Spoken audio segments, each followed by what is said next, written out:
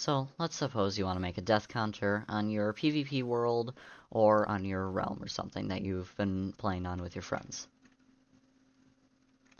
So, one of the first things you'd have to do to make a death counter is you would need to know, hey, how do we detect if the player exists and doesn't exist? How do we detect when they die?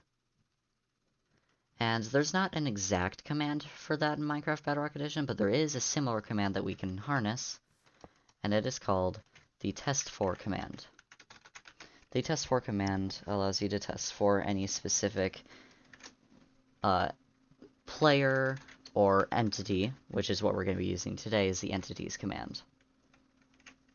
So, when you test for any entity, you can do this right now. It found me, it found a torch flower, and it found whatever this is. So I don't know where the torch flower or whatever that is, but I do know that I'm here. So if we want to get rid of that, if we want to get rid of the other things, because obviously we don't want to detect everything, just a specific player, what you would need to do is you need to give a tag to a player. And we can see here that I have the tag of player 1. So, if we detect for any tags of player 1, which we would do with bracket, tag equals player 1, or whatever your tag name is, then, when we press the button, instead of seeing that we've detected me, a torch flower, and health boost, it's just detected me. And you can see that's not just detecting any players, because if we were to do player 2 instead of player 1, a different tag name, it'd go no targets match selector. So, now we've detected that I exist, but how do we detect when I die? So the problem with that is that you can't really easily detect when someone specifically dies, but there is something similar you can do. First, you want to make sure this is repeating and always active, so that you don't have to keep pressing the button over and over and over. Then, a neat little thing you can do with command blocks is you pull a comparator out of it. Comparators actually work with command blocks, and we can see that here, as the redstone torch is off. And, if we make it so that it can't find anybody, i.e. player 2, the redstone torch is on. And I just did this by flipping the redstone signal using a redstone torch. So, what you want to do is make sure that if it's detecting somebody, the redstone torch is off, and then have that redstone torch so that whenever it does not detect somebody, like when they die, it puts in the command block whatever command you want to put in. For example, I will put "you have died."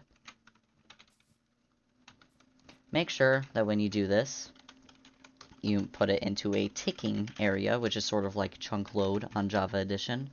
It just loads the specific 16 by 16 chunk area that you want to do, and you do this so that you don't have to make sure the chunk's loaded by staying near it all the time. You can go wherever you want the chunk's loaded. So now, if I were to put myself into survival and jump off the cliff and die, we can look at chat, and there you go. You have died. So that's how you do a death counter. Just 5 blocks. It's just that simple. One note I will say at the end. If, for example, you have instant respawn on, you do want to add a repeater, otherwise you die and respawn. Some people die and respawn too fast for the comparator to turn off. So that would make the deaths ping-based rather than death-based. Another flaw of this design is that when you log out, if other players are online, you will get a death. And I do not know how to avoid that. If you have any tips, leave them in the comments for other people to find. Anyways, thank you for watching. I greatly appreciate it. Well, make sure to leave a like and subscribe if this helped you out at all. And I will see you later. Goodbye.